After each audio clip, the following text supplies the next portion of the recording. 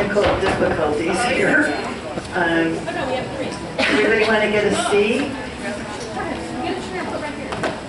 I want to welcome you, on behalf of the Berlin Historical Society, I want to welcome you here to another StoryShare. This one is about old-time fun and entertainment in Berlin. And it's based on a DVD we created this year for the Berlin Fair, but we had to scale it back a little bit here so you have time to talk, because it's a rather long DVD. So if you've never been here before to one of these StoryShares, is there anybody who's a newbie here? Okay. Well, the way this works is we put together a slideshow of old pictures, and we tell you a little bit about the history we know, but we're really looking for your input on what you know and what you remember about growing up in particularly Berlin, but in general. If you didn't grow up here, we'd love to hear any of your stories. So we have microphones being passed in the audience, and if you have something to say, just raise your hand. Wait until Pam here or Janice over there comes to you with the microphone. And when you get it, make sure you put it right up to your face. A lot of people tend to talk like this. And we want to hear your name, because some people in the back can't see who was speaking. They want to know who's here. And when we finish, there's refreshments in the back provided by the Senior Center. And we want to thank Tina Doyle and her staff for setting up and for providing the refreshments. So I'm Lorraine Stubb from Berlin Historical Society. This is Sally Caliandri. We have Mark Dublin videotaping this, and I said Pam Pethigal and Janice Jacobs, and Nancy Moran is in the back there, and Heidi Croft. And if you brought any pictures to scan, they have a scanner there, or if you think of something later you have at home, you can always call the museum and make an appointment, and we can scan it for you there. I also wanted to mention we have an upcoming event that we do every year. It's the open house and holiday fair at the museum. And it's really a special time of year to visit there because the museum's decorated for the holidays, and we have refreshments. We're going to have some live music, and it's really a beautiful thing to attend. Some people really look forward to it, bring their friends every year. That's on Friday night, November 30th from 5 to 9, and on Saturday, December 1st from 9 to 4. And if you didn't get a reminder about that, we have some here. Pam was handing them out. We also have today, we have copies of the DVD if you wanted to purchase those. They're $6 each. And we also have applications to become a member. It's only $10, very cheap, to join as a member, and then you're always kept informed of all our activities, and you help support us. So I think that's everything. So we're going to get started. Okay. This presentation is a little bit different from some of the ones we've had in the past, because previously what we've done is taken a look at a particular section of town, or last year we did the train station. But this time we're focusing on fun.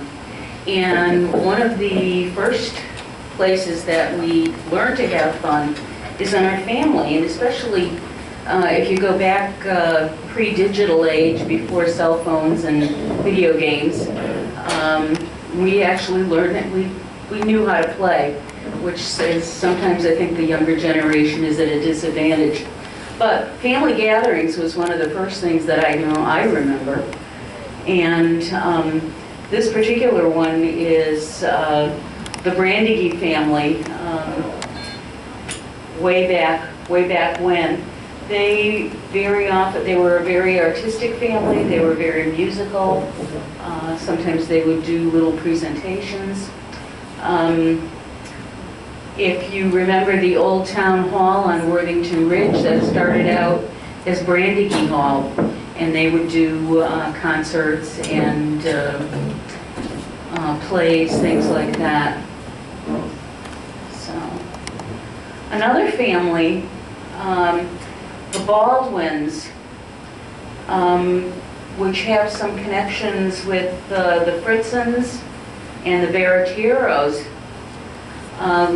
Many of them lived over in the section by Chamberlain Highway, Norton Road, I think Southington Road was another place. Looks like they've got some guns there that they're maybe doing some shooting. So, I don't know. Anybody remember going hunting? Huh? No. But you were supposed to know how to use one, so. It could be skeet shooting, yeah. Shooting woodchucks, I remember my dad going out and doing some of that. Here we have the Edgerly family. They lived over, well, Edgerly Street in Kensington is named for that family. And looks like they've got a bunch of bicycles. Boy, those look cool. So I don't know if that house is still there. Yeah. Now, if you have a comment about either any of these families or anything that you did when you were growing up with your family, please just raise your hand and somebody can come over and with a microphone and we can hear them. So. The Tomasis, I believe, lived on New Britain Road. There was, I've seen in some of the newspapers, some of the old Berlin Newses and New Britain Heralds, where there was a section of town that they called Little Italy. And I think that might have been New Britain Road, because you had a lot of the Italian families that lived, and they worked in the brickyards, right close, which were right close by. It was within walking distance. So I think, didn't we say the Tomasis had a store Yes. on New Britain? Does anybody remember that? Oh, tell us about it. Sandy, wait until Mike comes to you. Ray Tomasi and then his sons were next door. But you had a charge card. Not a charge card, but you had credit. You could go every day and buy something and pay it for the next week, whatever you wanted to do. He didn't demand payment. Yeah. Exactly where was the store? Oh, well, where was the store? Yeah, where McDonald's was, yeah. Oh, neat. Okay. Yeah, and his house was adjacent to the store. And upstairs was another Tomasi family that lived upstairs. Okay. But, I mean, he was there forever. Cool. Anybody else have any stories about the Tomasi store? Oh.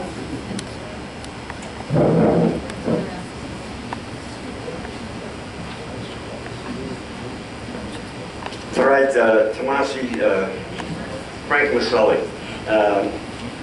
The grocery store was there, and they lived upstairs, and was there for a long time. But after they moved out, Billy Driscoll moved in there, and it was called Valley Sausage for a short time. And after that, he moved over to Main Street and moved into the old Kensington post office. But we used to spend time at that house upstairs. It was one of my friends, and we used to watch TV and stuff up there. And he'd always go downstairs to the store and bring stuff up to eat. Thank you. Anybody else? Okay, got another one over there. Gina?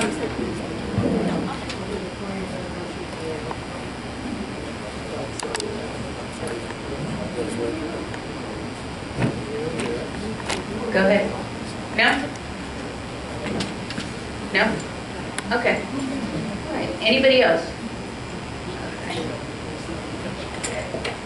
I mentioned the Barretieros, and they were, we've read some really cool stories about this family. Apparently they lived on Worthington Ridge, and I believe they had a store there also. The story that I had was it was a little too far Or do you want to go with, yeah? Well, I heard this story from one of the granddaughters, Linda Fritzen, who I went to school with, and she talked about how her grandfather, they were Italian, and they moved to Worthington Ridge, where it was a store, and then it became the Worthington Fire District for a while. The building's still there, but because they lived so far from St. Paul's, even though they were Catholic, they didn't have a car to get there, so they went to Berlin Congregational Church. And she said her grandfather one day decided he was going to make pasta for all the people at the church, and being Congregationalists at the time and very waspy New England, they had never had pasta. And I always thought that was a funny story because they didn't know what to make of it or how to eat it or anything. Right, yeah. I can relate to that. Okay. And I think Mrs. Fritzen, That's Anna. Anna right? Fritzen, yeah, they lived on Robbins Road, and I think, I can't remember if she was a cook for a family at some point. I think she worked at the high school, didn't she, in the Could cafeteria? be, yeah. Yeah, she did. She worked in the cafeteria. She worked at Hubbard too? Okay.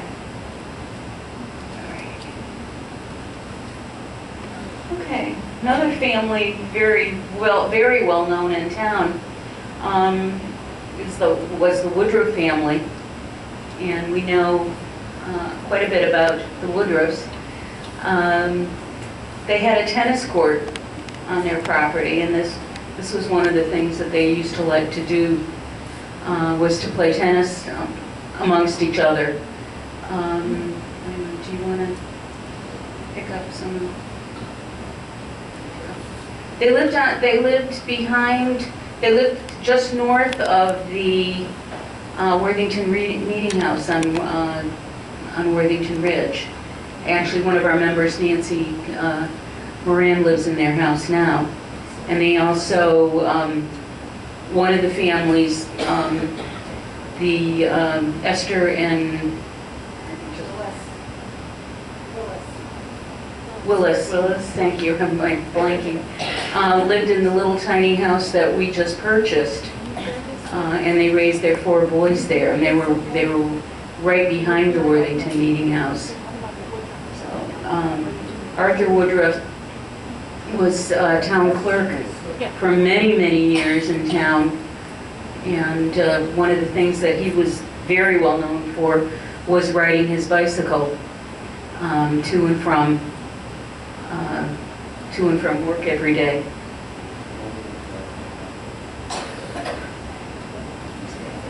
Okay.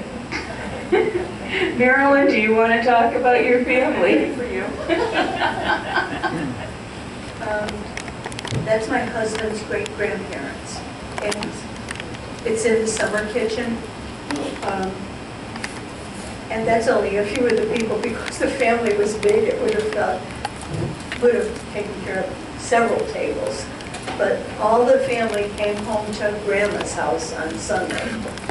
And one of the things I remember, Grandma G was a wonderful woman. She was truly kind and downhearted and all.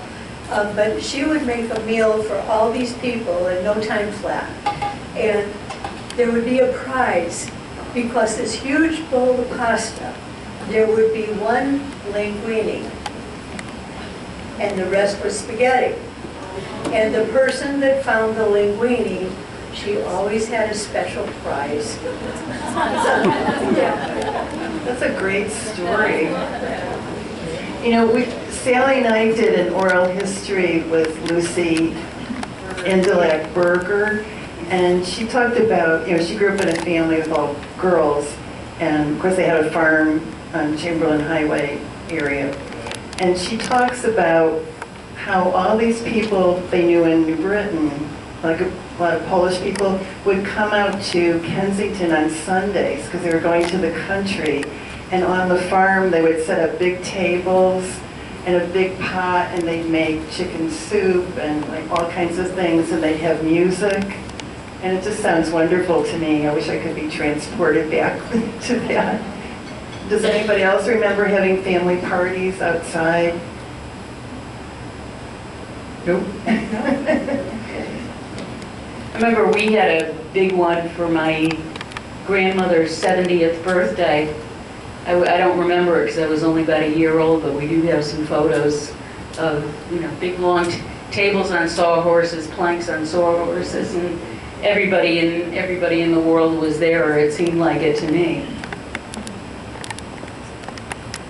Okay. All right, we have children's birthday parties. That was a big thing. This is the Duplin family. Go ahead. I don't know if Mark over there wants to talk about it, but Sure. Okay. can you record and talk, Mark? I'm going to try, yeah. This was, we lived on Worthington Ridge, right behind where the theaters are now. That used to be a big, huge grazing field for cows when I was a kid, when we first moved in the early 1950s.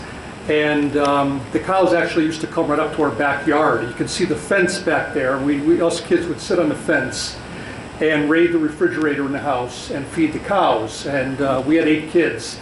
And my mom would come running out and say, I can barely feed you 8 kids, and here you are feeding the cows that are coming up. So they would come up just about every day. But you can see a little bit back there that there's no development at all. This is way before Webster Square, way before any development at all. So it's kind of nice back then. Now, how many people remember before Webster Square when it was just a farm? Anybody go hunting or fishing back there?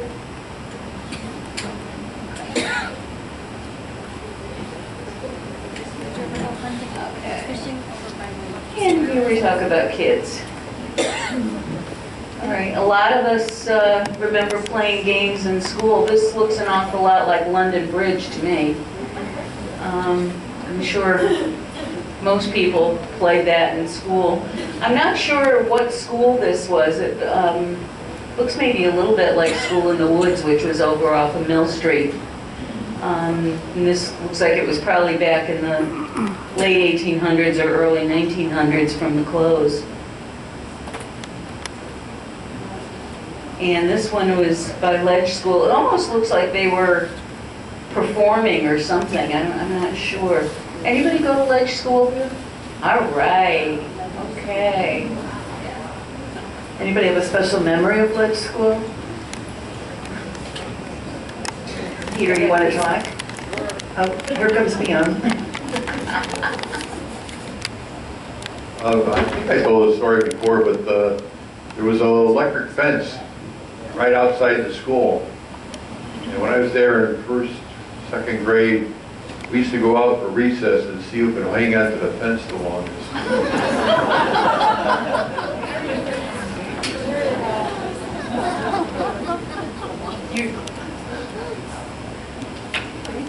Anybody? Sally, do you want to talk about Ledge School? Because we're very concerned that it's becoming so dilapidated. Yeah, it's the building. From what I know, this is the third school building on the same site or similar site, and it was built around 1840.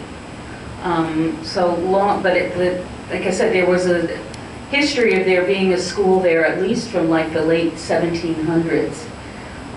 There was an old cornerstone that was placed in the old KGS that we looked for when they were demolishing the building, but nobody ever found it. I'm hoping that somebody has it in their basement somewhere, and at some point that it'll resurface. But it's got such a wonderful history.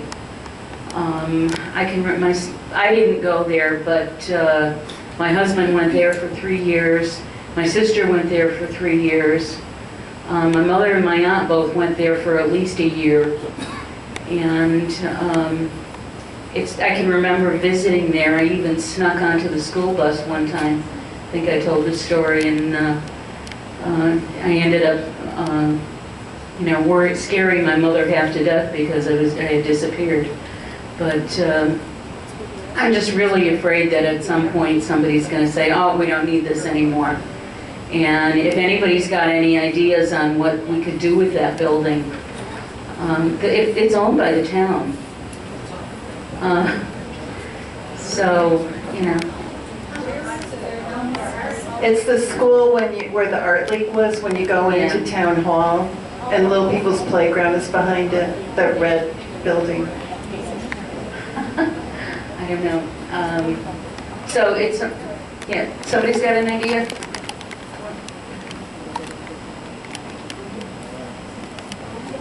Hi, I'm Barry Alexander. I went to that ledge school early 50s with Mrs. Myers.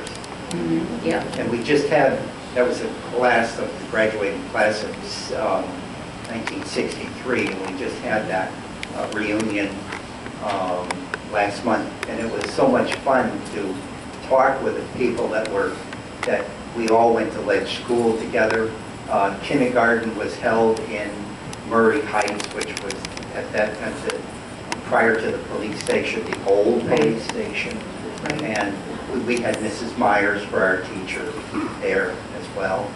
And from what I remember, Miss Bruce was there. Oh, yes. She was not my teacher, but I do remember, she was my brother's teacher, Blair's teacher. Right. And Miss Music was another one that was Yeah, there. and she would just say, my brother would say, if you get Miss Bruce, you better watch it because she carries that big ruler around.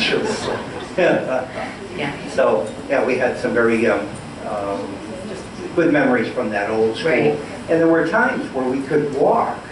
So, because Blair and I grew up on Jacobs Road off of Fairview Drive Okay. till I was 10, but on occasion, we would walk to that school, or I would walk. So that would be down Porter's Pass at the age of 6, maybe, I would guess, across Farmington Avenue, down Burnham Street. Right. And that was a regular thing we could do. Right. You probably went underneath the railroad tracks. No, No? we went over the railroad Oh, track. okay. And it had the old fencing on the side. Oh, yes. And had these, they weren't spikes, but they were metal strips that were like in X's. And I remember my brother saying, and I don't think that he saw that, but saying that on occasion, some of the older kids would walk across the top. It was only about 4 inches wide, and you couldn't step on one. But he also mentioned that someone had fallen and died on the tracks, young kid. So that was, I don't know whether that's true or not, but yeah, I do remember that. Very, very interesting. Nice place to grow up. Yeah. It was a really neat school. So, if anybody has any ideas on what could be done with that, let us know, because I would hate to see a building like that just go to complete ruin. It's just such a treasure. We lost KGS, we lost the train station, and it's one of the few really old public buildings left in town. I haven't been in there recently. Has anybody? I know it needs to be painted badly, but it needs to be updated as far as safety, ADA standards for people with disabilities. So there's a lot of things that we have to do to make it come up to standard. But to me, it's worth it. So anyway. This one we thought was cool. There's a story, if any of you have read through Catherine North's History of Berlin, she talks about Tom Thumb coming to town one day with P.T. Barnum, and he was on display. People could come in and look at him. This is what they did with small people back then. And one of the rages was to do little Tom Thumb weddings. So you have the kids pretending to be, brides and grooms and things like that. I don't remember ever doing anything like that when I was in school. Did anybody do that? I think it was probably passé by the time we came along. That's probably a good thing. It's kind of cool to see the pictures. Whoops. Okay. I'll get to that one in a minute.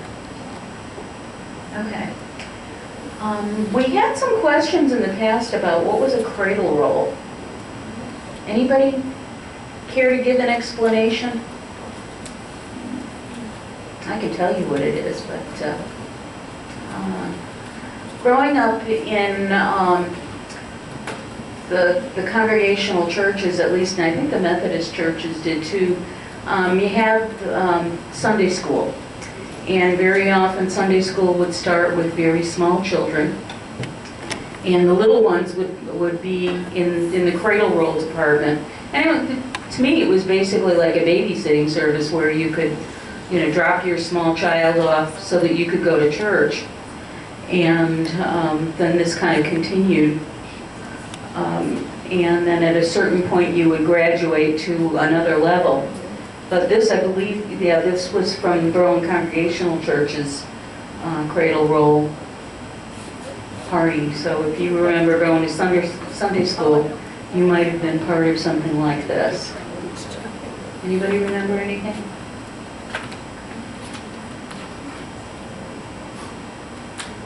Okay. I know this picture very well because this is my mom. And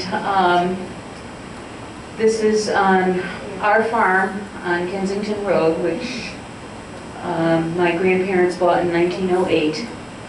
And I think she was probably about 3 or 4, which would make it about 1912 and 1913.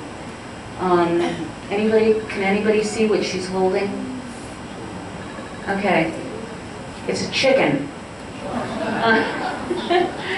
Back when living out on the farm as we did, there weren't very many kids to play with.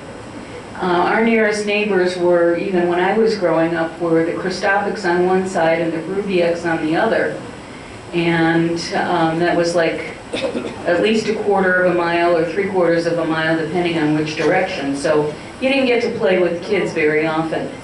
So your playmates were your pets, were the animals around. And I can remember my mom talking about playing with the chickens and the cows, as well as the dogs and the cats.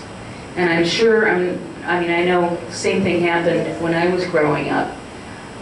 Because the first kid that was close to me in age didn't move in until I was about 12. So I'm sure other of you with farming backgrounds probably experienced the same thing. Anybody got any stories? Come on. Oh, Sandy, are you raising your hand? Oh wait, Janice, bring the mic to her. Sandy. Yeah, my grandparents raised chickens, right? And I can remember my grandmother killing a chicken. Oh, yes. And she would give us the feet, the leg, and we played that with that claw thing. We would pull the tendons and the chicken fingers would move. I mean, that was a toy for us, for the dead. Yeah. We didn't keep it overnight or anything, but because it stunk. But I mean, we played with that like it was, part of our life. Oh, yeah. We waited for those chicken feet. Exactly. Yeah. Yeah. I can still remember that expression, like running around like a chicken with its head cut off. I can still picture chicken killing day, and I can still smell it. Oh, yeah. Yeah. Anybody else got any chicken stories? Come on.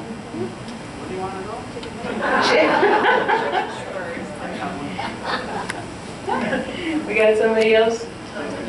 I think Frank has something to say. Oh, cool. Was that Sandy talking about playing with the chicken feet? Yeah. Well, we didn't play with them, we ate them. Okay. My father said we ate everything but the feathers. But anyway, The feathers went into pillows. we had chicken every Sunday. That was chicken and spaghetti. But my mother would go out to the chicken coop and chop the head off the chicken and drain it and, you know, boil in water, take the feathers off, gut it, everything. And today, if I buy a piece of chicken in the supermarket, bone, clean, skin, my wife won't even touch it.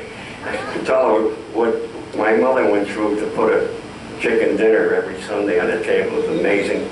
Thank you. Okay. Yeah, it's amazing how sanitary everything is nowadays. Yeah, I know. Okay. This one is from Mary Court School. Anybody? Marilyn, you don't count. I know you know where it is. Anybody remember Mary Court? Yeah. Yeah. Okay. I can't remember exactly when they opened. Do you remember, Marilyn?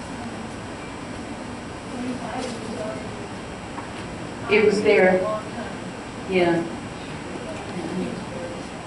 Okay, yeah. Mary? It's like the Kingsbury, not the Warren Kingsbury family, the Dave Kingsbury family. Their parents were missionaries and they were born in Turkey, but they were from here, and they started this school, and I want to say it started probably around the 20s or 30s. Yeah, I think so. And then closed probably late 40s, early 50s? No?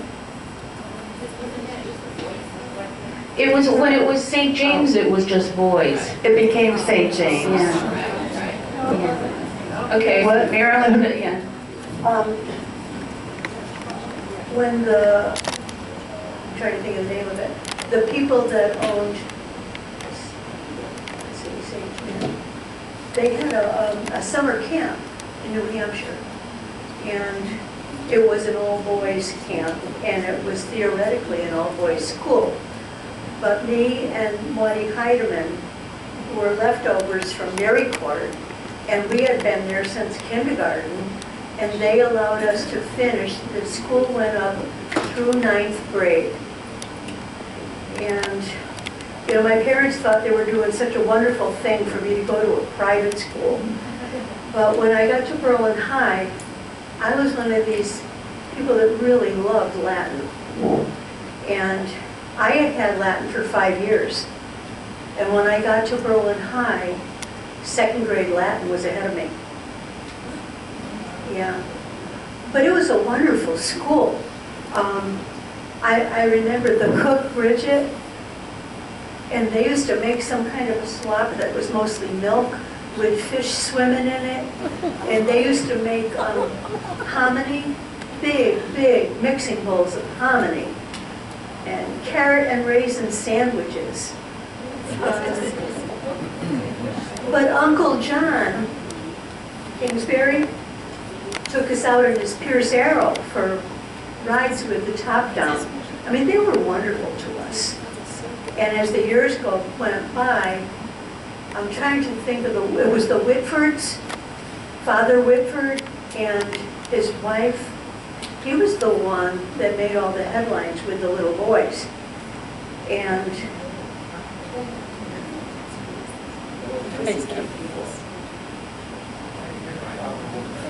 oh, okay. But I used to, wonderful thing was when the Leo Foundation bought the school, they came with all their camp horses from New Hampshire. And there was plenty of acreage with the school back then. And I was able to put my horse in the pasture with theirs. So when I rode to school, I just put the horse in with their pasture. And, you know, it was just everything. It was a wonderful way to grow up. Because there was nobody in my neighborhood either, Sally.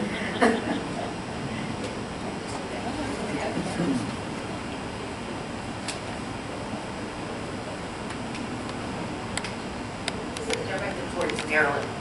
That was a private school, Harold. Did your parents have to pay? They did. There was just 3 girls in that building. But that was only after the Leo Foundation.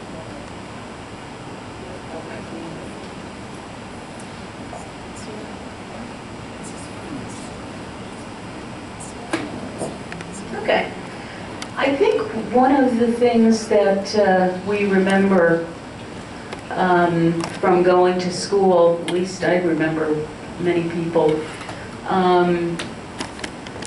scribing your name or something on some surface, a desk usually, but if you go up into the rafters at the Worthington Meeting House, you can see an awful lot of names that were put on when it was a school. That's from like 1907 to like 1955, thereabouts. Yeah. I think we talked about this once when our Powers was here, and he explained, or maybe Mr. Nocero's here, maybe he remembers that too, that apparently there was some, I don't know, like an opening to the attic that was through the restroom, and they would climb up there. Is Mr. Nocero here that he would know? He's here, but he's having trouble hearing. Oh, okay. Does he remember at Worthington School how the boys would get up in the attic to write their names? He remembers. Does he want to tell? They want to know if you want to talk to him a little bit. They want to know if you want to, oh, there's a microphone. Want to say something? Right into it. Right, about the attic and writing your name something. Artie Powers here? No. You can say anything you want about it, he's not here. He said you can say anything you want about him because he's not here. Oh, I don't mind talking about it. We had a lot of fun together Yeah. when we went to You school. gotta talk to the microphone. Anyway, up the attic, I don't think there's a friend of mine that doesn't have his name up there. Of course, my name in them days, my father used to call me in Italian. He used to say, Lucia. So, all the kids heard the name, and he used to call me Lucy. So nobody knew me as Al, the Sarah. They knew me as Lucy. That name's up there. What? Is that name up there? Yeah. Yeah. It's up there, deep somewhere. How did he get in there? How did you get to the attic? Up the stairway, there was all kinds of ways. There was up through the men's room, you used to go through the attic. Get up there too. They climbed in from the men's room, you climbed up into the attic? Yeah. Yeah. When he got caught, he did a spanking. They'd get a spanking if they got caught. Okay. How many of you remember Miss McBrien at Berlin High? Oh, yeah. She had the cleanest desks in town. And I can remember her, I can actually remember her going after every class. She would go from desk to desk and inspect every single one, and she knew where people sat, and if there was any mark on that desk, you were back there sanding that desk that afternoon. So she was something else. Okay. I'm not quite sure what Myrna was doing here. I think that's a kite, it's a Flying a box kite. kite. Any of you do kite flying back when you were kids? You actually, right?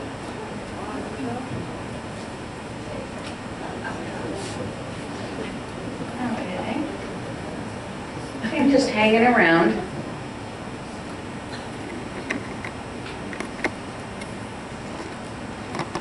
We don't know much about this photo, but I think it's so cool.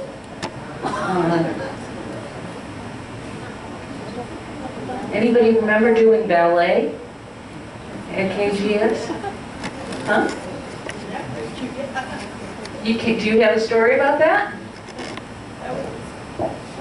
Oh, wait for the mic.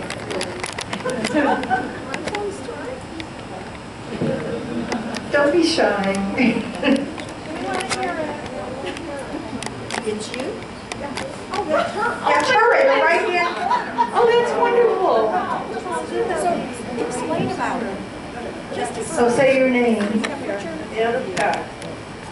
This is, I don't know what grade it You have to speak into the mic more, Anna. is. I don't want to. Everybody's friendly here. But we were in Miss Kelly's ballet class. And that was our uniform that we wore. And she told us that it's something that we can wear later. Because our mothers couldn't pay for it. Well, I got the outfit. We'll wear it later. We were called trees. Oh, okay. You were called trees? Yeah, we were trees. Oh, you were trees? Oh, that is neat. She is beautiful. Which one is her? Lower right. Lower right. Lower right. Lower right. Which one? In the front?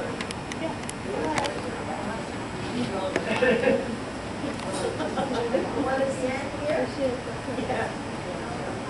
Oh, that's so sweet. That is sweet. Okay.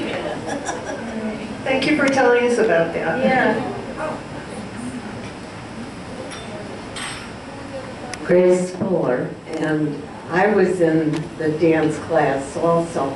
I was a flower, and we did the dance of the flowers. My sister was in the rainbow, but it was Miss Kelly's dance class. Right up by the old Kensington Yeah, so Grammar that was School. one of the Kelly sisters. that- Yeah, one of the Kelly sisters. Oh, interesting.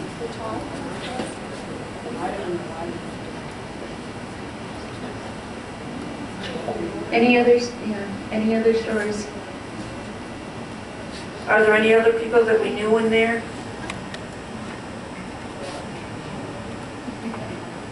This is dressing up for Halloween 100 years ago. We still do that. We'd love to know where this picture was taken. It looks like they're standing in front of a big fireplace and mantle.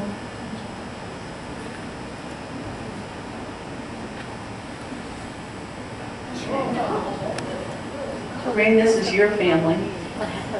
I found this in one of the old family scrapbooks. I think it's really cool. It's amazing what you can do with paper mache masks. That's cool. Very creative. I remember there being Halloween parties like down at the American Legion, maybe some other places. Does anybody remember what Halloween was like back when you were growing up? Anna?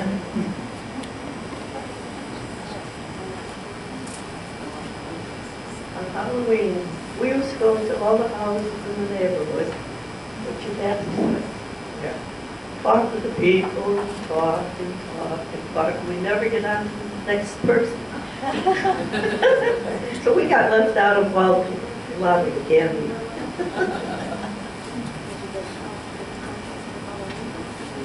Anybody else have a Halloween story?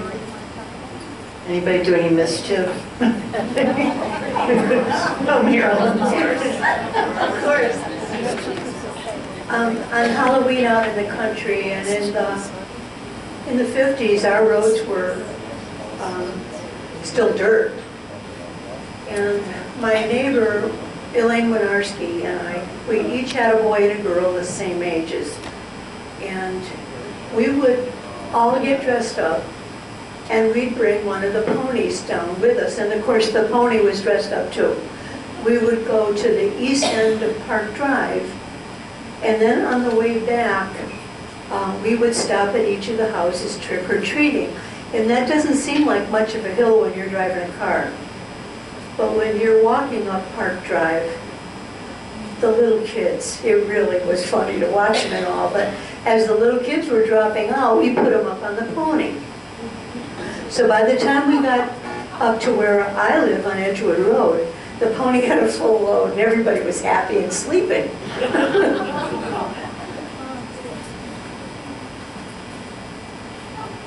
And there she is.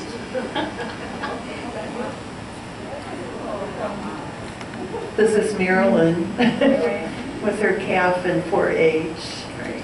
And she won that cow. We have that at the museum. That was one of the real neat activities that, you know, with our farming history, 4-H was such a big thing for the rural families. Go ahead. You asked about things people do for Halloween. I think I was born a little later than a lot of the people here. So our Halloweens were a little scarier. One year for Halloween, we were fooling around in the yard. We didn't go out very much, and we didn't really go, because I lived on North County Road, right by the, at that end of Silver Lake. There really was no people with kids around. So my folks didn't want us going out and bothering people for candy, so we didn't do that. But we found our own amusement playing in the yard and stuff. Well, one evening on Halloween, my brother and some friends decided they were going to play a trick on somebody. So what they did was they took and stuffed some of my brother's clothes with newspaper and made it look like a figure. And they had something for the head, and they put a hat on it. And they put it in the middle of North Conley Road. And we all climbed up the sign that's there. For anybody who lived here a long time, you know there's always that sign that you see when you go down North County. There's that sign right there that they put stuff up on. So we could climb up on the back of it. So we got up on the top of it. And a few people ran it over and didn't do anything, right? You know, it wasn't all that exciting until one guy ran it over. And he stopped his car, he got out, he ran back to look at it. And you could have heard him swearing all the way into Britain. And he's hollering, "I'm going to get you, little so-and-so." And we're sitting up on the top of the sign trying not to laugh so hard because we didn't want to fall off, reveal where we were.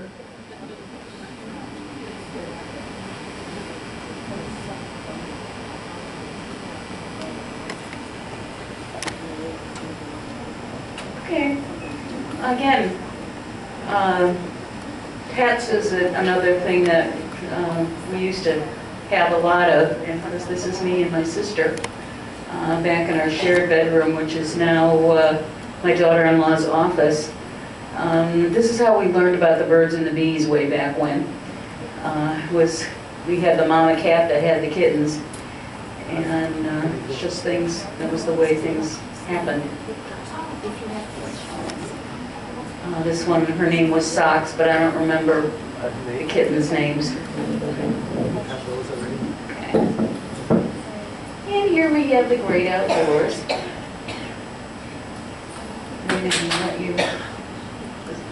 So these are some of my grand aunts and uncles up on top of Mount Lamentation.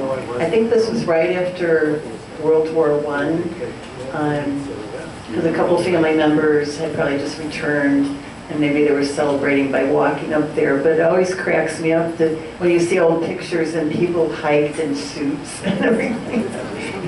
I can't imagine what they had on their feet for shoes, but that was quite common. You dress up to go hiking. Right, and your aunts are wearing dresses. Oh no, never wore pants. No. Even my grandmother, I never remember her wearing pants in her life. No, mine either. Same thing. But it was just natural. You walked around an awful lot. Okay. And some people still do. This is nice because you can see Silver Lake looking down here. I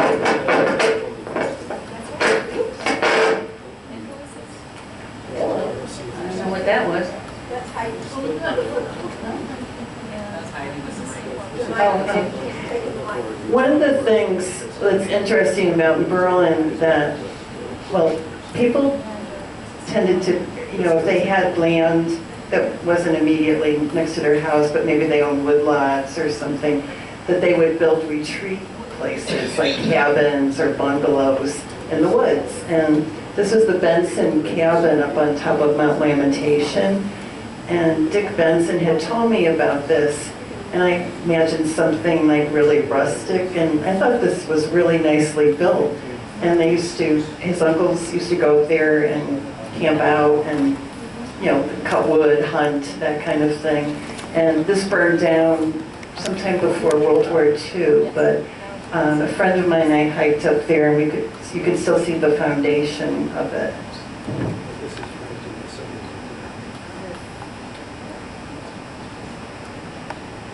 And this is the Sage. Well, when I was a kid, we called it the bungalow. It was a Sage family bungalow that, if you know where Sage Park is now, that was all owned by the Sage family who lived in that house on the corner of Peter Parley Row and Worthington Ridge. And they owned all that land to the east and west to Lower Lane. But this, when I was a kid, we used to hike up there and just hang out there and fish in the pond and everything. I'm not even sure if that still exists like this. Has anybody seen this at Sage Park? It may have been kind of reconstructed since. But I like this picture. Brings back a lot of memories. And we also had the Prentice family that lived in the big brick house on Worthington Ridge. They owned a lot of land too that extended, over the Berlin Turnpike and up on the ledges there. And I wish I could get a picture of their retreat house where Mr. Prentice used to go up with friends and drink and play cards and everything. I don't know if anybody remembers seeing that ever.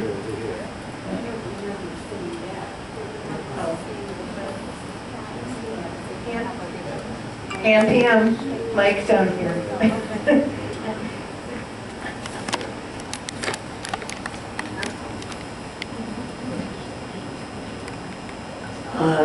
Grace Bernhaber Fuller. I grew up on Turkey Hill. The roads up there now are Heartland Terrace, Mountain View Drive, and Elwood Road go up to the top of the hill.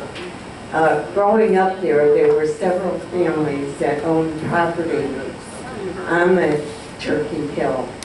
And I can think of 3 places up there as we were growing up where people had cabins and went there and did their thing, whatever they did, had picnics and parties, and I guess they played cards and did things like that.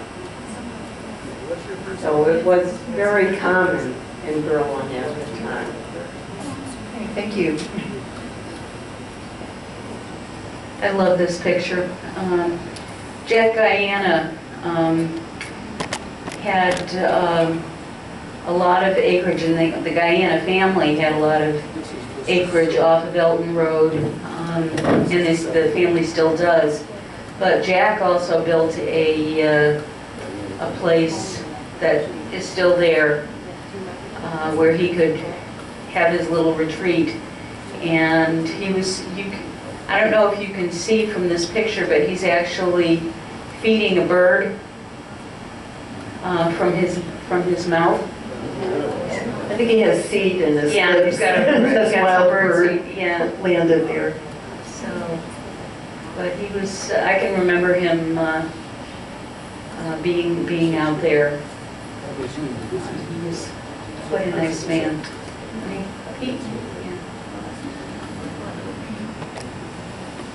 The family was, yeah. Karen, and I know Lorraine will appreciate this. About 3 houses down from you, the house in back there, my grandfather built that, and all the neighbors used to come in on Saturday nights and dance and play cards. I want to mention something about Jack Guyana. He parted the Guyana Brothers grocery store on Main Street in Kinston. Jack and Paul Guyana. And Jack was very generous to the church. We used to look up the names of who gave money to the church. Jack Guyana was always top man in our day. Am I right? Thank you.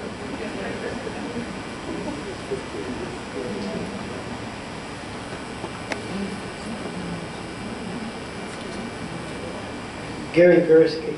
Quick story about Jack. He told me once that he had that house down there that you were just talking about it, and he had it for 25 or so years. He never slept in it. He also had about 45 acres down in Killingworth, and he had a cabin. The cabin was built in 1926 by some doctor. And I had leased it from him at one time, and he used to hang around down there. He was a great guy.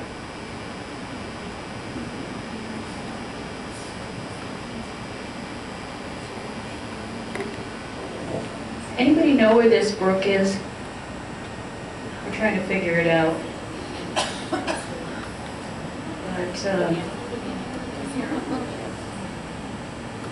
I have no idea where it is. Where did we get this picture from? I'm not sure. No clue. But I do have fond memories of playing in the brook.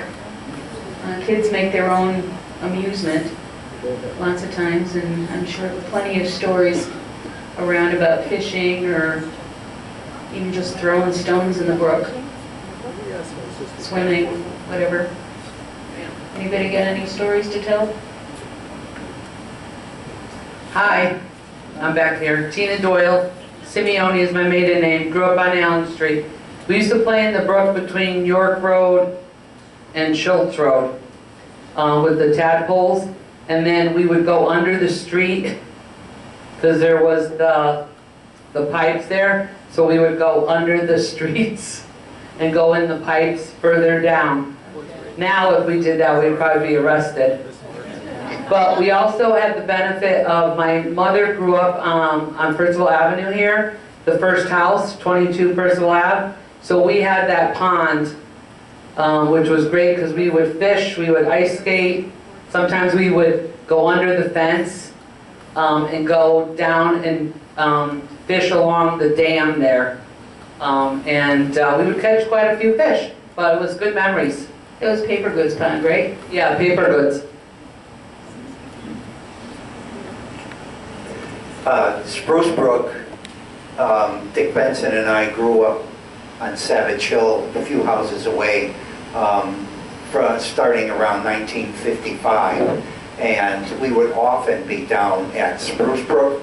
That's where we learned to smoke.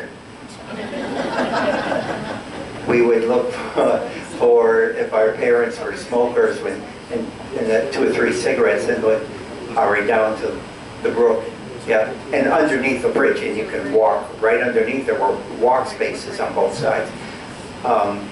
And I was always interested in what had been there prior to, over in that area, because there was some foundation work and bridge work, and just in the last few years, and through the Historical Society with Simeon North and his pistol factory. And I just watched something on Netflix the other night about guns and American-made guns. Simeon North was quite the man, and he had contracts with the federal government for years and years, and that was all in that particular area. I'm not sure what it was run by the brook. The brook would then, the wheel would then power that. And then interesting enough, that as I read more about Simeon North, then he married a Savage, and we were very familiar with the Savage farm on Savage Hill Road. I don't know if that was at that time that he married a Savage woman, but very interesting, nice brook, nice place. Yeah, I think that's one of the things a lot of people of our generation remember, is that you had like this endless free time where you go out in nature and you just look under rocks or explore streams and things like that. I don't feel like kids do that enough anymore. You know, everything's like looking at their devices, and they're really losing that kind of touch with the environment and nature and simple things, and using their imagination. Like, we would just make up all kinds of things ourselves. It was a safer world back then. Okay, that last picture that you had with the folks standing near the Berlin Brook, could that be part of the Gills Dam? Gills Dam that flows down under Tollgate Road and then over, and for some reason that whole road setup in the back of the picture with that gate, or should I say there's probably a road up there? And for some reason that just looks like it might be something as you're shooting toward Tollgate Road, standing below. It's a possibility. Yeah. So I don't know, you might want to look at that. Yeah, no, that's a good idea, Joan. Yeah. All right, thank you. Anna? Another possibility might be.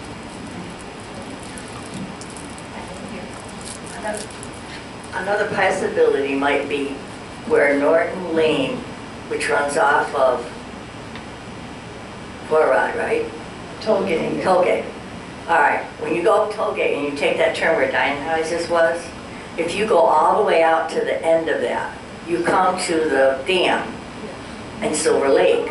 Now, before you get to where you turn to the dam, there's a brook that runs from there out to let the water out of Silver Lake. The water comes from Silver Lake and goes out that small brook. And the road configuration could be something like that. You have to remember that probably was a lot before we had all the foliage. Now there's so much foliage you can't, I don't think you can even see over there, but it looks like it could be someplace like that too. It's a good thought. I think it's a man. I'm not positive. Possibly.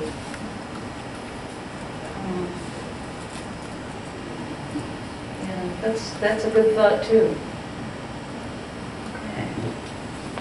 And here we have the Woodruff boys.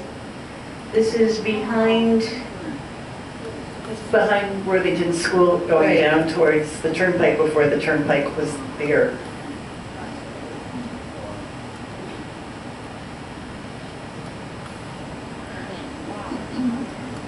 This is over in East Berlin. There's a quarry that's, there's like a dirt road going into it. It's before Beckley Mills Road off of Weathersfield Road. It's still there, Yeah. you can still hike to it. And good old Memorial Pool. I love this picture. I know. Everybody has so many neat memories of this place.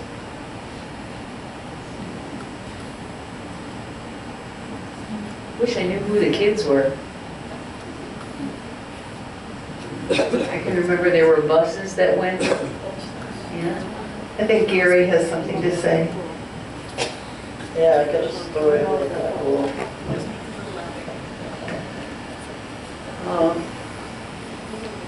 I was a lifeguard there for quite a while. I was on the swim team.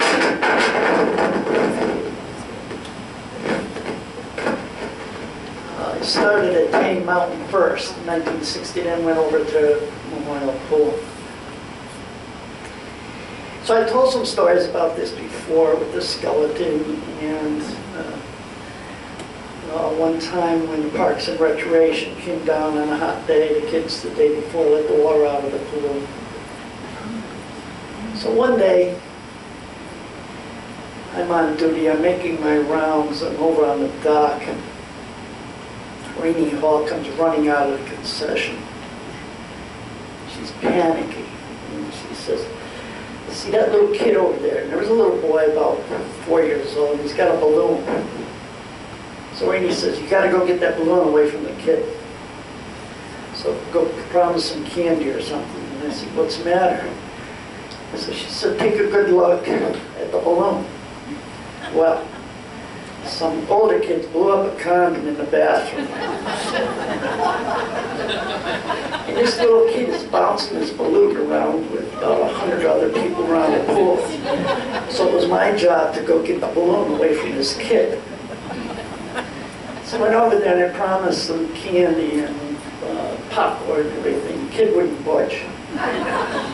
So said, no, I like the balloons. So we had to hustle him out into the parking lot and let him play with his balloon.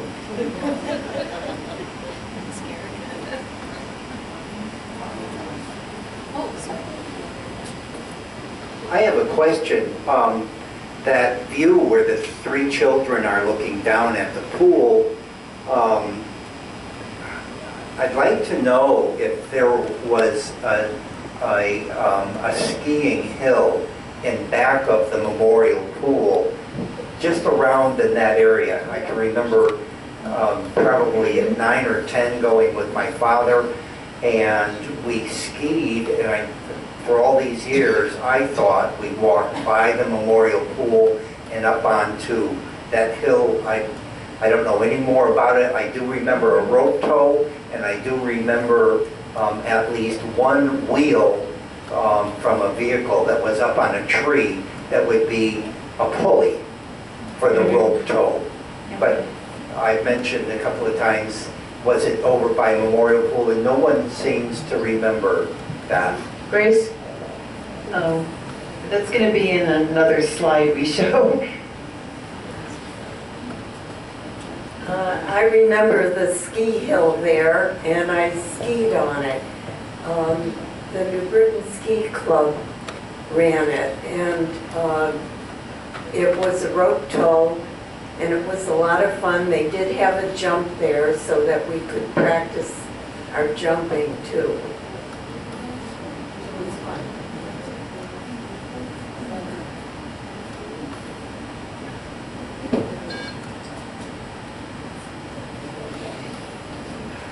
My mother used to write a ski column for the New Britain Ski Herald, scanning the slopes. And she has many pictures. She's 95, and she has many pictures of that ski hill. And one was in the, I think, the Berlin Citizen not too long ago that my father actually took, back before World War II. But that was very popular, but if you're interested, I have a lot of, my name's Pete. My mother was Pat Spring. Oh, we'd love to see those. Yeah, there's a lot of pictures that she has that my father loved photography, so if you're interested, I do have some very interesting pictures of that. Thank you. You know, we had somebody who is writing about all of those little ski areas in New England contacted the museum recently because he was asking if there were any in our town. So I told him about that one and about the one Peter Garrison had told me about off of Chamberlain Highway. And I gave him some pictures. So I don't know if he's putting together a book or something, but I'd love to put you in contact with him.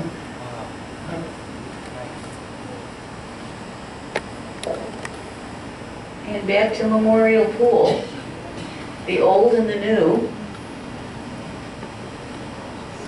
I can't drive by there without Oh, I know.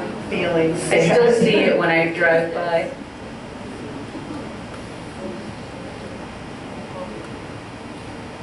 And for those who don't realize it, I believe it was the Munson family, I think, who sold the land or donated the land for the pool. And a lot of us went sliding when we were kids.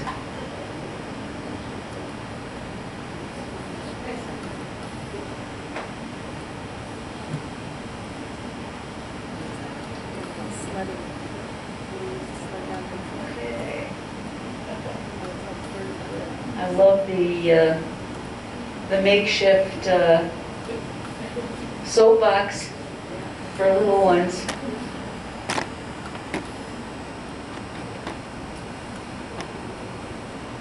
And ice skating. That's something we need in town, is a place for the kids to ice skate.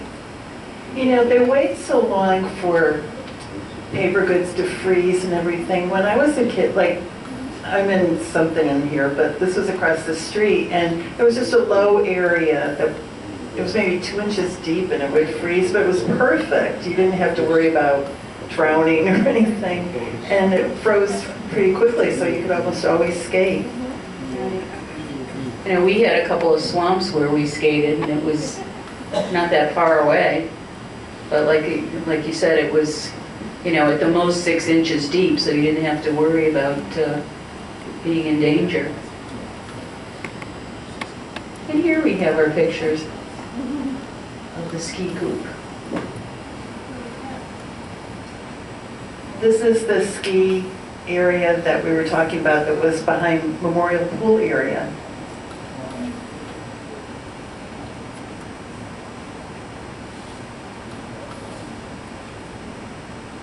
Somebody has their hand up over there. That picture right there was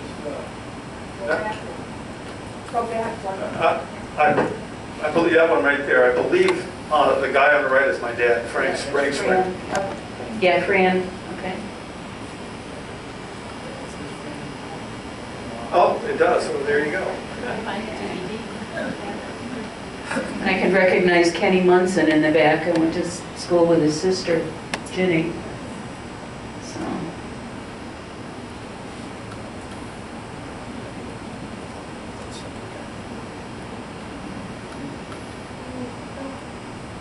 Okay. The museum still has his bicycle. Yep.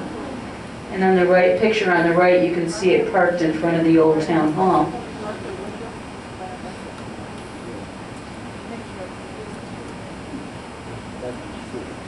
Oh yes, how many of you went for Sunday drives with your parents or with your kids? Yeah. I remember these old coats.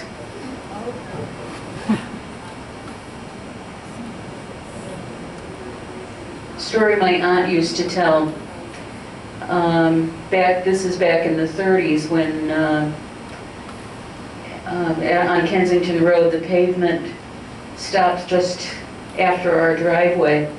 And she said, I don't know how many times people would be tootling along and then all of a sudden you'd hear the squeal of brakes when the pavement ended and people figured, okay, that's far enough, and they would turn around and go back to where they came from. So, I love these old photos. Okay.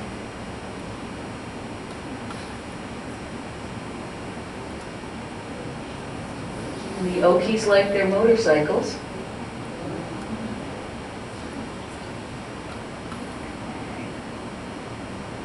And we got town events. Dedication of this one is kind of fitting because this monument was dedicated to originally the World War I soldiers.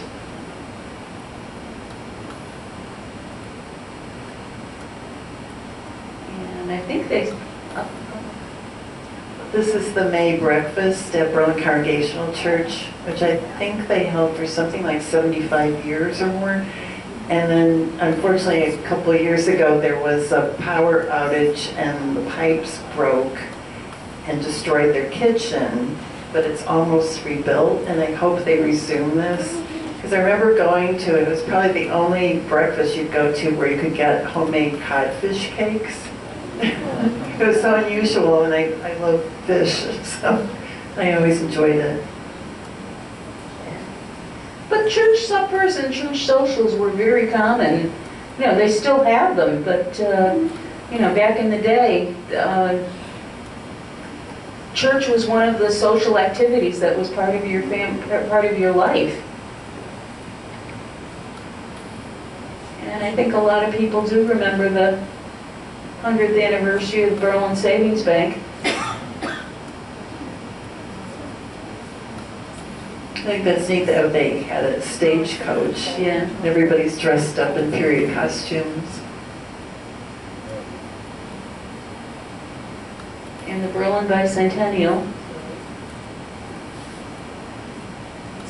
Yeah, we used to do up celebrations very big in town. Yeah. Oh, this is a train station, 100th anniversary. They had about 1,000 people come to that. It's unbelievable. It was a really great day. Yankee Peddler Days. People remember that? I wish we still had these. These would be so cool. It's like Main Street was shut off and Right. They have a lot of vendors and music and food, and from the Historical Society, I think before they ever had the museum, they had a little booth there. Right. I think one of the things that was bad, they always had it in the summer, and it was always like 95 degrees out. But another thing that I remember, we don't have any pictures of it, but remember the block dances they used to have? Yeah, it was so much fun. You know what I'd like to ask too, because people always say in downtown there's no parking, but it never seemed like it was an issue back then. So did people didn't have any cars, they walked there?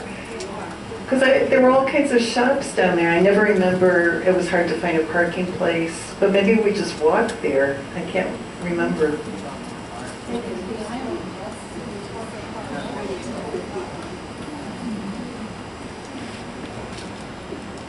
They don't have the Dare picnic anymore, but they still have the upbeat one for the kids. This was just about 5 years ago, the 150th anniversary. That was quite a big deal.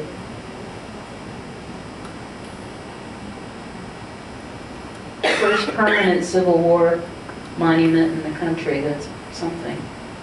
And I mentioned upbeat. And Memorial Day parades were always a big deal. Remember when they had them in the three, they would alternate the three locations, Kensington, Berlin, and East Berlin. It was a big deal to march in the parade.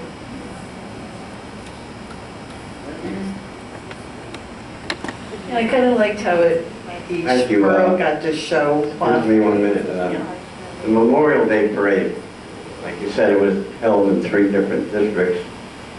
But what I remember about it was St. Paul's Pipe and Drum Corps. They were the heart and soul of that Memorial Day Parade. I was a member of St. Paul's, and right after we got done marching in Berlin, we'd have to go right to Southington and march for their parade also.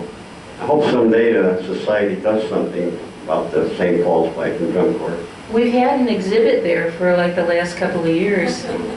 If you come, I haven't been there. Oh, come and visit. Come and visit, because it's there. I think it's actually going to come down soon. It's going to come down probably after this season.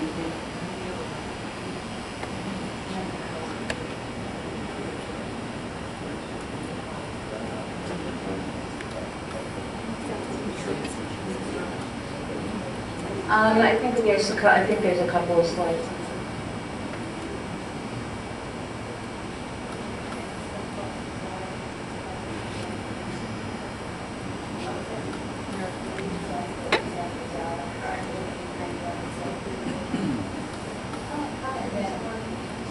We've got to use the mic. We can't hear. Oh, can you speak up? Can you speak up so that people can hear? Yeah, they used to have the St. Paul's Bazaar and Carnival down behind the Berlin Savings Bank, and then they moved it down back of the American Legion, and then they used to have the parade. They would go down Porter's Pass, go down Farmington Avenue, Porter's Pass, and down to the Legion, and that's when the fire department had taken it over. That's what I remember. Yeah, the fireman's parade. Yeah. But it went from the St. Paul's, and then eventually it just became somehow or other the fire department's development parade, whatever, and used to go from downtown and then down Farmington Avenue, Porter's Pass, and then it was a good time. It was. Yeah. Unfortunately, the demise of the firemen's parades and carnival came about because the state told them they had to buy $350,000 in insurance to continue to have that because it was a liability issue.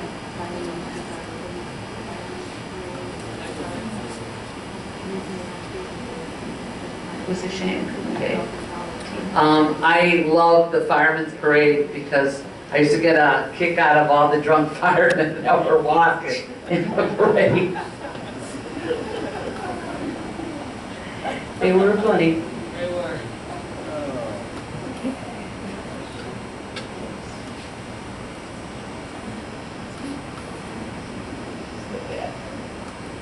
another thing with the parades. A lot of Berlin High Marching Band has really come a long way in the 50-plus years since I've been on a Berlin High. You know, it really has quite a nice reputation now. And sports has always been a big part of Berlin life. Way back when, this is from the late 1800s, and I believe this was baseball. I'm not quite sure exactly when baseball started in Berlin, but it's been around for a long, long, long, long time. And we've thought about doing a program on Berlin sports. We're going to need some help and some photos if we're going to pull off something like that. But so if you have anybody with connections, have them get in touch with us. This is from the 20s. Anybody recognize any people in here? This is the Mohawks baseball teams. And all K, I think was all Kensington.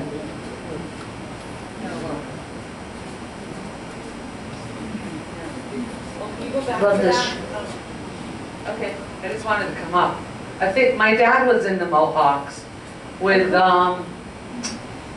Konopka, George. I think my father's in the back row, right in the middle.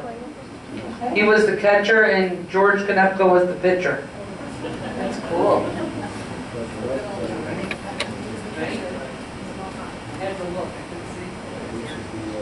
Love this old photo of Percival Field.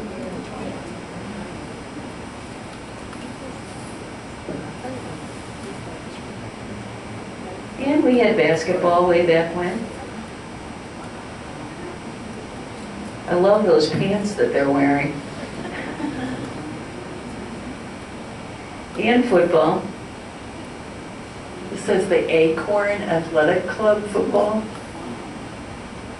If anybody knows anything about any of these shots, please let us know. Now that picture, actually the Pentours gave that to us.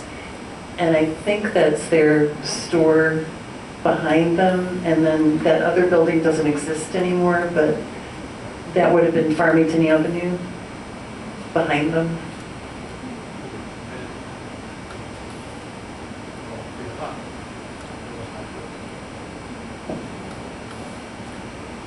And our first football team in front of the Jeannie Hooker School.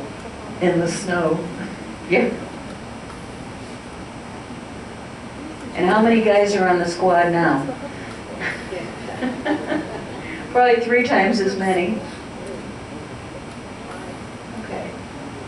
Now, as far as I know, I mean, we've been the Redcoats for a long, long time, but as far as I know, the symbol didn't come up until the class of 1988. Somebody came up with the design. Because we've been looking through old yearbooks and we never see a mascot kind of design. I never remember a mascot when I was in school. It's always a mystery. There was a contest to name the team and the winning entry was Redcoats. Right. But it doesn't make sense, like if the Redcoats were the enemy, why would we have named our team after them unless people didn't know their history? But they thought it may have had something to do with the bricklayers. Or they had red jackets also. And the team wore red jackets. Yes. If anybody knows, we'd love to know. Well, yeah. Oh. Yes, they did have a contest on that, naming the Redcoats. I don't know personally, was told to me. It was Rita Fagan Powers named that team. She won the contest. It was told to me by her son.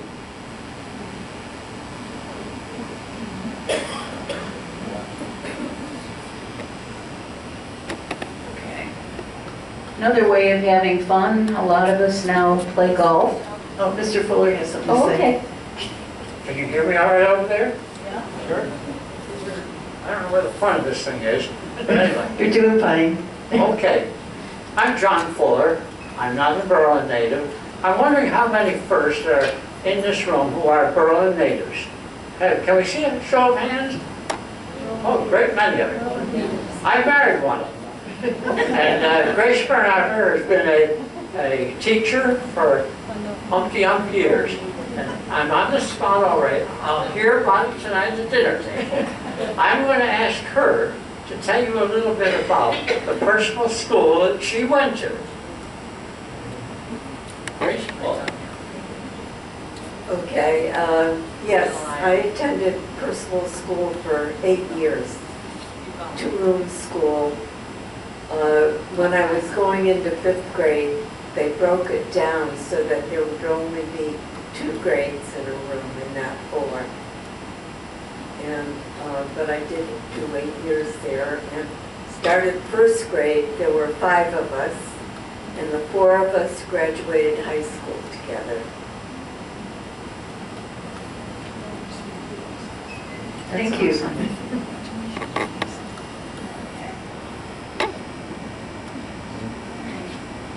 How many of you here are golfers? Anybody? No? Okay. Oh, wow. The golfers are probably out on the course. I know my husband is. All right. The gophers. Yeah. Okay. So this is the inside of Brandegee Hall, which became the town hall on Worthington Ridge. Does anybody remember being in there when the stage was there? Nope. But they had a lot of plays there. Berlin had, it was almost like a semi-professional theater troupe called the Berlin Playhouse, and they performed there. They also performed in some area barns. They had minstrel shows here, all kinds of things. Ruby and Bamba, Ruby Bamba, and you may remember her as director of many of those plays in the town hall. My wife, my second wife, was a Bamba, and she was the director of many of your plays in the town hall back in the 30s and 40s.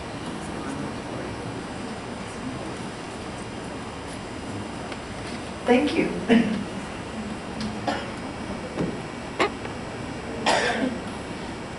This might have been one of the things that was in there. It might be the same stage, but I'm not 100% sure.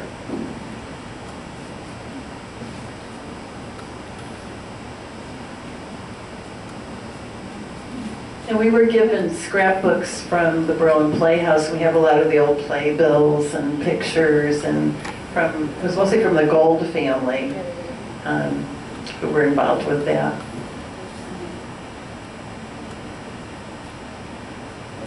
And here we have the old Ledge School, which one of the interesting things about Ledge School is it was supposed to close after KGS opened, and I think it did close for a couple of years. This would have been back in 1910, but then with the increase in population, they had to reopen it. So it opened again, and it was open until, at least on and off, but I think mostly on, until 1955, I think was the last, probably the last class, 1955 or 56, when it finally closed for good and then became the home to the Art League until 2008. And now I believe that, I think the Garden Club has... I think they were using it for a while, but the plumbing stopped working. Okay. Yeah. So they meet at the community center. Right, yeah.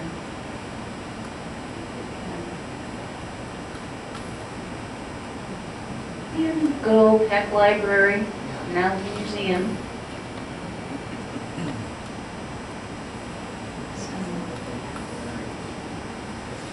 That's it. That's it? That's it. On the museum. tell me, do any of you people know of the Union Company in Berlin? A sheet metal company. The Union Company? Union. They're not related to union manufacturing in Britain? That's Union Shop, yes. I have in my possession, I wanted to see you before we leave, something that, the old tinware. And I wondered whether the Union was from this town. I'll let you look at it and decide. Anybody else have a story they want to tell or something we didn't cover? Or there was also the Berlin Youth Summer Theater that, You're right. that used to perform down at the fairgrounds in like the Kaminsky building. And it was Arnold Frost that used to direct it. Because when I was like a teenager, I used to help out with props and in the concession stand. And when they did Camelot, they even had live horses that came in as part of the performance. But that was a number of years, and it was folks of all ages that participated in the Berlin Youth Summer Theater. We had somebody over there. Thank you. Oh, I'm sorry. I just wanted to thank the society for putting on these story shares. Not only do we get to reminisce and look at pictures, but today I had the pleasure of meeting a friend of mine that I went to school with 70 years ago. He's sitting right next to me now. And I haven't seen him in all them years, and finally got to meet him through your efforts here. Al Lebenik from the Lebenik Feed Store. Oh, great. Sister Barbara is always here. Okay. Thank you. Anybody else? Oh. I just wanted to comment on that picture you just showed on the Peck Library.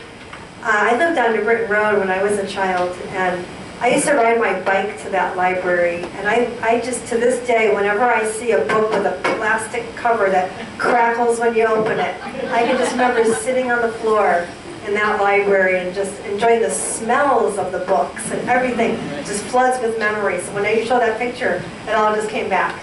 It was really special. Thank you. You know, some people talk about they went to the candy store in the library and then they'd sit out on that retaining wall and just visit after school. Oh, Sandy? Wait for the mic.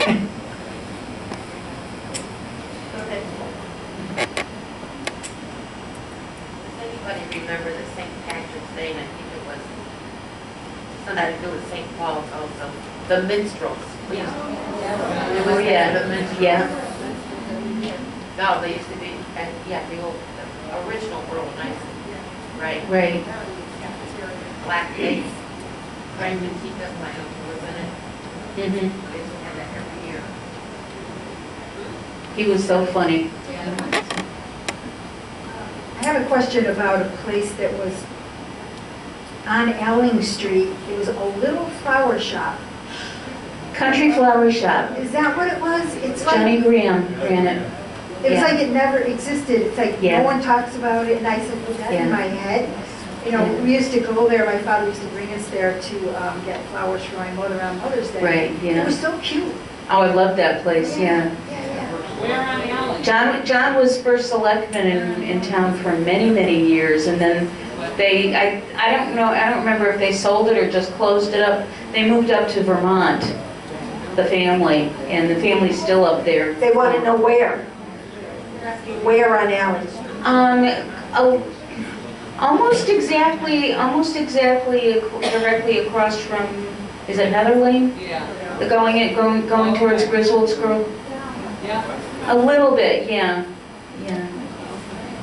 Yeah, it was so tiny, I know. I loved it. There was like a U-shaped driveway where you could get in and out.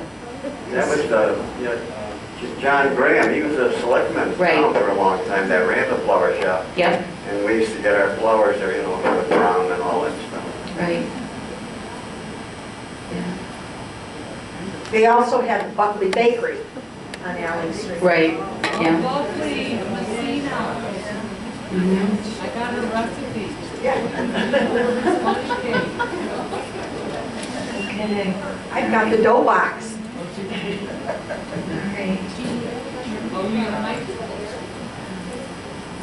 Okay.